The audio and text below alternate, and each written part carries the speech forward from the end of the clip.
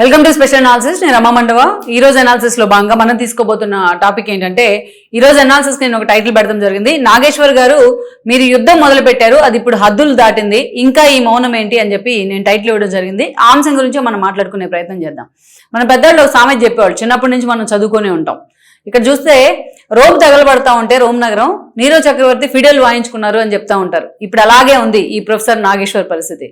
ఇప్పుడు ఆయన మాట్లాడిన మాటలు ఏ స్థాయిలో రెండు తెలుగు రాష్ట్రాల మధ్య చిచ్చు పెడతా ఉన్నాయి, ఏ స్థాయిలో మరోసారి తెలంగాణ ఆంధ్ర అన్న విభజనకు తీసుకొచ్చాయి, దారి తీసాయి ఆ మాటలు. ఇవన్నీ మనం చూస్తూ ఉన్నాం.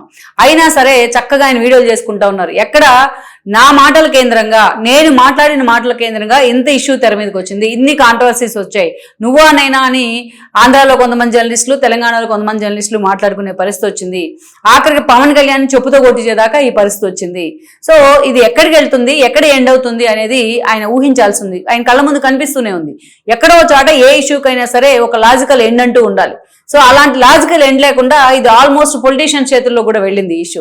ఇలాంటి సమయంలోనైనా నాగేశ్వర్ హుందాగా బయటకు వచ్చి ఇది నేను స్టార్ట్ చేసిన దాంతోనే ఈ రచ్చంతా స్టార్ట్ అయింది, సో ఇక్కడైనా సరే ఇది ఎటో వెళ్ళిపోతుంది, నేను ఒక దందుకు మాట్లాడితే అది ఇంకొక దందుకు వెళ్ళింది, సో ఇది పొలిటికల్ టర్న్ కూడా తీసుకుంటుంది, దీన్ని ఇంతటితోనే ఫుల్ స్టాప్ పెడదాం అని చెప్పి ఆయన హుందాగా ఒక ప్రకటన చేస్తుంటే చాలా అందంగా ఉండేది, చాలా హుందాగా ఉండుండేది.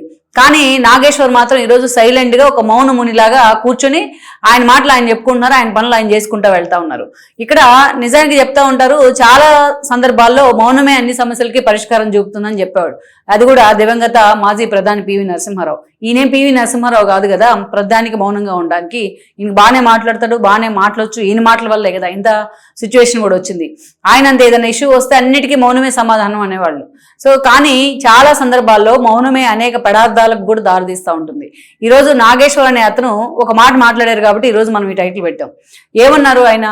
తాను సారీ చెప్పిన తర్వాత మరుసటి రోజే మీరు యుద్ధం మొదలు పెట్టారు, నేను యుద్ధం ముగిస్తాను అన్నాడు.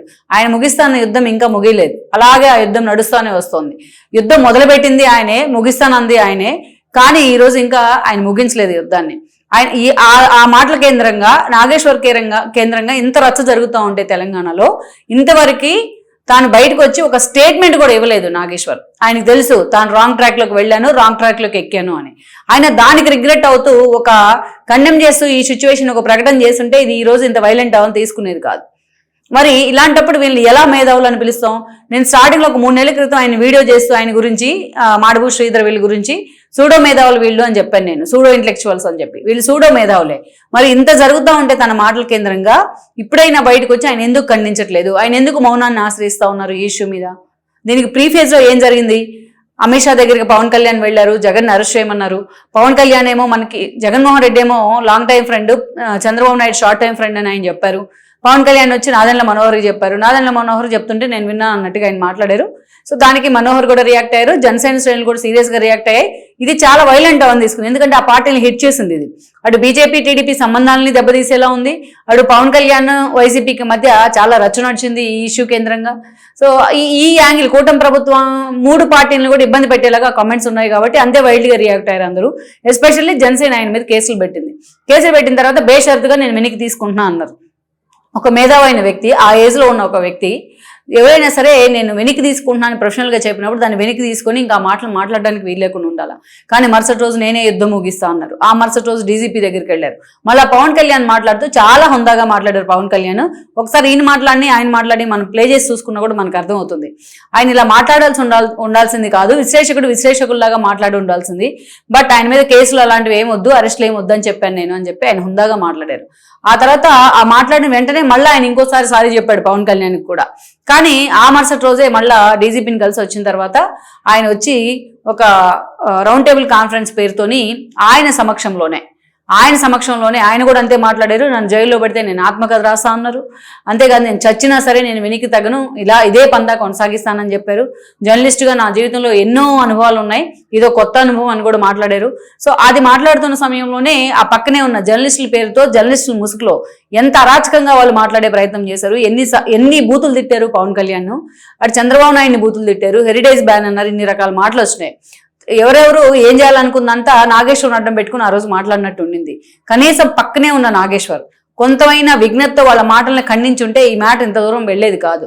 వాళ్ళు పవన్ కళ్యాణ్ బూతులు తిడుతున్నా, చంద్రబాబు నాయుడిని బూతులు తిడుతున్నా, లోకేష్ కబడ్దార్ అంటున్నా, హౌ డేర్ యూ టీడీపీ అంటున్నా, అదేవిధంగా పవన్ కళ్యాణ్ని ఆ రకంగా బూతులు మాట్లాడుతున్నా, ఆయన పెళ్లిళ్ళ వ్యవహారాల గురించి అన్ని మాట్లాడుతున్నా ఈ నాగేశ్వర్ నేతను పక్కనే కూర్చొని సైలెంట్గా ఉన్నారు కాబట్టే దానికి అంతే వైల్డ్ రియాక్షన్ వచ్చింది జనసేన శ్రేణుల వైపు నుంచి. అసలు ఆ మిగతా ఉన్న వాళ్ళు జర్నలిస్ట్ ఇలా మాట్లాడతారా అని చెప్పి కూడా క్వశ్చన్ వచ్చింది. ఈరోజు దాని కేంద్రంగా పవన్ కళ్యాణ్ తెలంగాణలో భూములు కొట్టేశాడు.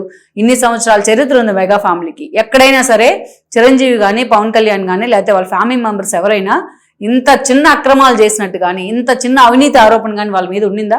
ఎక్కడైనా ఇన్ని సంవత్సరాల సుదీర్ఘ రాజకీయ చరిత్ర ఉంది, సుదీర్ఘంగా సినిమా చరిత్ర ఉంది. ఎక్కడైనా వచ్చిందా ఇంత చిన్న ఆరోపణ?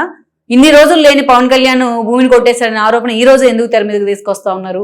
ఈ ఇష్యూ కేంద్రంగానే కదా పవన్ కళ్యాణ్ నేను తెలంగాణకు వస్తాను, తెలంగాణ పార్టీ శ్రేణులు ఎలాగైతే ఒక ఇష్యూ వచ్చినప్పుడు నిలబడ్డాయో వాళ్ళకి నేను కూర్చొని ఆ గ్రాటిట్యూడ్ చూపిస్తూ దిశానిర్దేశం చేస్తాను అని చెప్తే మీకు పవన్ కళ్యాణ్ ఎక్కడ తెలంగాణలో అడుగు పెడితే మీకు రోషం వచ్చిందా? ఇదే పవన్ కళ్యాణ్ కొండగట్టు ఆంజనేయ స్వామికి అంత స్థాయిలో టీటీడీ నుంచి నిధులు ఇప్పించినప్పుడు ఎందుకు రోషం రాలేదు మీకు? ఇదే పవన్ కళ్యాణ్ తెలంగాణలో వరదలు వచ్చినప్పుడు అండగా నిలబడితే ఎందుకు రాలేదు మీకు రోషం? సో చూడండి, ఇంత డిప్లొమాటిక్ స్టేట్మెంట్స్. సరే, ఇది అటు తిరిగి ఇటు తిరిగి హరీష్ రావు కూడా తెలంగాణ ఏపీ ప్రభుత్వాన్ని తిట్టేదాకా వ్యవహారం వెళ్ళింది. హరీష్ రావు మీద చాలా మంది తిరగబడ్డారు సోషల్ మీడియా వేదికగా. నాగేశ్వర్ని అరెస్ట్ చేస్తే మేము ఊరుకోం, మీరు వెనక్కి తీసుకోండి అని చాలా సీరియస్ అయ్యారనమాట భావ ప్రజ్ఞా స్వేచ్ఛ పేరుతో. సో వీళ్ళు చెప్తున్న భావ ప్రజ్ఞా స్వేచ్ఛ అవతల వాళ్ళకు కూడా ఉంటుంది కాబట్టి ఆ స్థాయిలో రివోల్ట్ వచ్చింది అతనికి. సరే, ఇది అటు తిరిగి ఇటు తిరిగి ఈరోజు జర్నలిస్టులు నువ్వా నేనా అనుకునేదాకా వెళ్ళింది. అదేంటే ఆంధ్ర వాళ్ళని బూతులు తిట్టేదాకా వెళ్ళింది. ఆంధ్ర వాళ్ళని ఏ స్థాయిలో ఈరోజు అస్తిత్వ పోరాటం పేరుతో మరొకసారి తెలంగాణ వాదని తెర మీదకి తీసుకొచ్చే ప్రయత్నం జరుగుతూ ఉంది. మీరు కూడా తీసుకొచ్చారు. తెలంగాణ మాట్లాడిసిందంతా మాట్లాడతారు, లాస్ట్లోనే విక్టిమ్ కార్డు తీసుకొస్తారు, తెలంగాణ విక్టిమ్ కార్డు. తెలంగాణ ప్రజలు చూస్తూ ఉన్నారు అనుకుంటున్నారా? నవ్వుకుంటా ఉన్నారు తెలంగాణ ప్రజలు. నిజంగా మీరు ఇచ్చిన పిలుపుకి రోడ్డు ఎక్కాలంటే ఈ పాటికి తెలంగాణ రోడ్లన్నీ దిగ్బంధం అయిపోవాలా. తెలంగాణ ప్రజలు ఎవరి పని వాళ్ళు చేసుకుంటా ఉన్నారు, వాళ్ళకు ఉండాల్సిన సమస్యలు వాళ్ళకు ఉన్నాయి, వాళ్ళ కింద మీద పడుతున్నారు చాలా సమస్యలతో.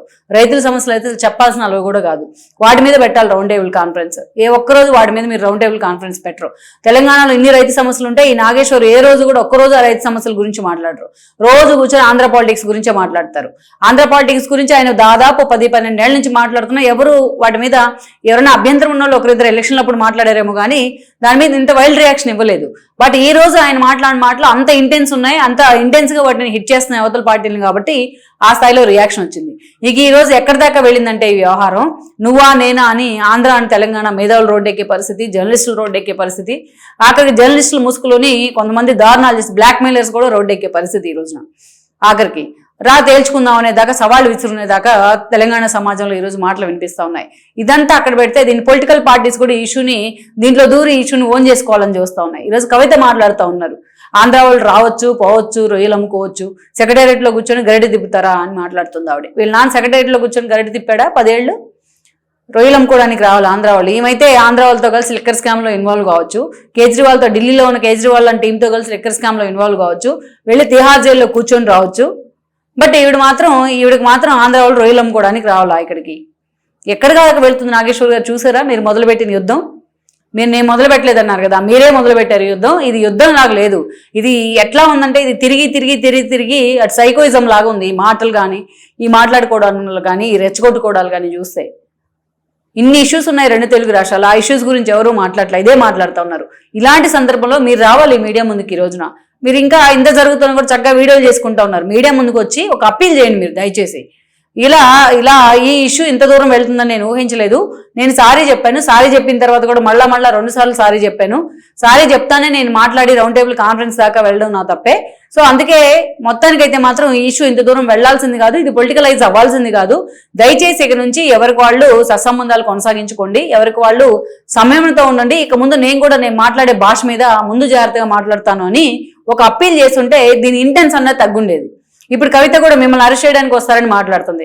మీకు అసలు కొంచెమన్నా ఎక్కడైనా సెన్స్ ఉందా మాట్లాడే వాళ్ళకి? పవన్ కళ్యాణ్ ఒక పక్క కేసులు పెట్టినా నేను ఆయన అరెస్ట్ చేయొద్దని చెప్పానని పవన్ కళ్యాణే చెప్పారు. మీరే చెప్పారు డీజీపీ ఆఫీస్ నుంచి బయటకు వచ్చిన తర్వాత నా ఇంటికి పోలీసులు రాలేదు, నాకేం అరెస్ట్ నోటీస్ ఇవ్వలేదు అని. స్వయంగా మీరు రౌండ్ టేబుల్ కాన్ఫరెన్స్ లో కూడా చెప్పాడు అది ఫేక్ ప్రచారం అని మీరే ఖండించారు.